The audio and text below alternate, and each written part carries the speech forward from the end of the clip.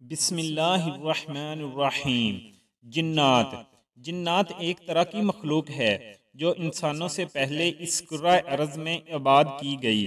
یہ مخلوق آگ سے پیدا کی گئی ہے اور اس کے جسم لطیف ہیں، اس لیے یہ ظاہری آنکھ سے نظر نہیں آتی۔ جنات بالکل انسانوں ہی کی طرح ہیں۔ ان کی پیدائش کا سلسلہ بھی نسل در نسل ہے۔ جنات انسانوں کی طرح کھاتے پیتے ہیں اور انہیں موت بھی آتی ہے۔ جنات کے وجود کا انکار کرنا جہالت ہے۔ اس مخلوق کے متعلق اسلامی عقائد حسب ذیل ہیں۔ عقیدہ 1، جن بھی انسان کی طرح اللہ کی مخلوق ہے، کیونکہ اللہ تعالیٰ نے فرمایا ہے کہ ہم نے جنوں اور انسانوں کو اس لیے پیدا کیا کہ وہ ہماری عبادت کریں۔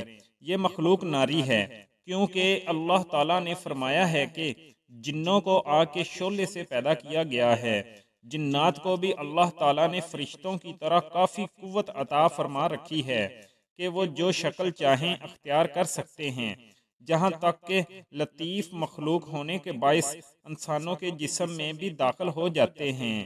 عقیدہ 2، جنات بھی انسانوں کی طرح اپنے اپنے دور میں رسولوں کی امت میں داخل ہوئے اور حضور صلی اللہ علیہ وآلہ وسلم کی بعثت کے بعد ہر جن کے لیے حکم الہی یہی ہے کہ وہ اسلام قبول کر کے صاحب ایمان ہو کر زندہ رہے، مگر جنات میں بھی بعض جنات غیر مسلم ہیں۔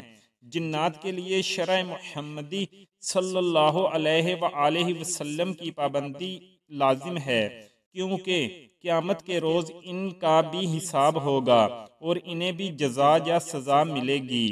عقیدہ 3، مسلمان جن قرآن پڑھتے ہیں اور اس پر عمل بھی کرتے ہیں، کیونکہ ارشاد الہی ہے کہ جب ہم نے چند جنوں کو آپ کی طرف یعنی حضور صلی اللہ علیہ وآلہ وسلم کی طرف متوجہ کر دیا کہ وہ قرآن سنیں، تو وہ آپ کی خدمت میں آئے اور آپس میں کہنے لگے کہ خاموش رہو۔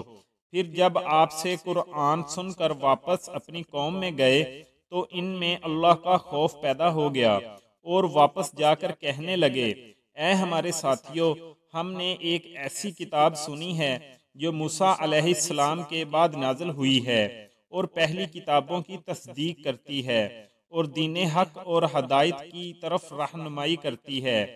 اے ہماری قوم، اللہ کی طرف بلانے والی کی بات مانو اور اس پر ایمان لاؤ تاکہ اللہ تمہارے گناہ بخشے اور تمہیں عذاب علیم سے بچائے۔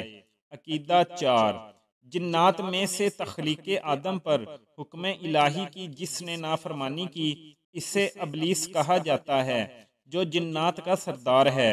اس نے عبادت اور اطاعت کی بنا پر قربت الہی حاصل کی، مگر حضرت آدم علیہ السلام کو سجدہ کرنے سے انکار کیا، جس سے حکم خداوندی کا نافرمان ہو گیا اور ہمیشہ کے لیے بارگاہ رب العزت میں مردود ہو گیا۔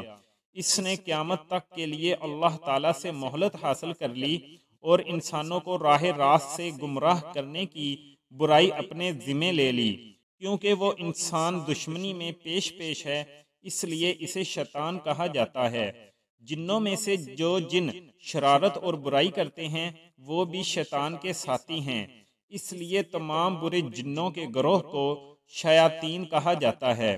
شیاطین نے انبیاء اور نیک لوگوں کی مخالفت کی اور تا قیامت کرتے رہیں گے، مگر جو اللہ کے بندے ہوں گے انہیں گمراہ نہ کر سکیں گے۔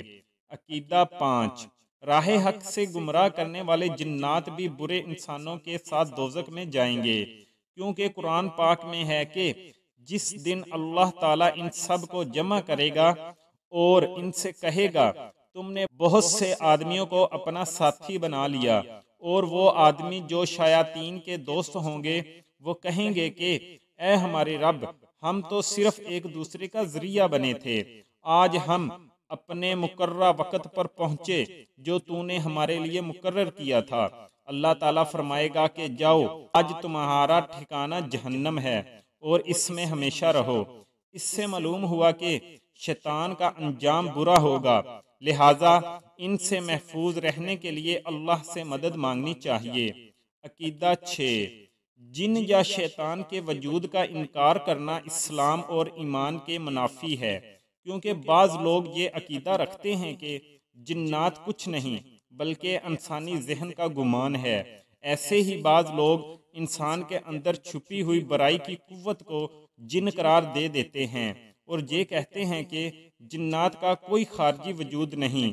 اس طرح کی تمام باتیں اللہ تعالیٰ کے کلام یعنی قرآن مجید کے عقائد کے برعکس ہیں، اور یہ سب کفر کی باتیں ہیں، کیونکہ جنات کا ہونا قرآن سے ثابت ہے۔ اس لیے جنات کو تسلیم نہ کرنا قرآن کی نفی ہے، جس سے کفر کا اظہار ہوتا ہے۔ لہٰذا جنات اور شیاطین کے وجود کو تسلیم کرنا عین تقاضائی ایمان ہے۔ اللہ اکبر۔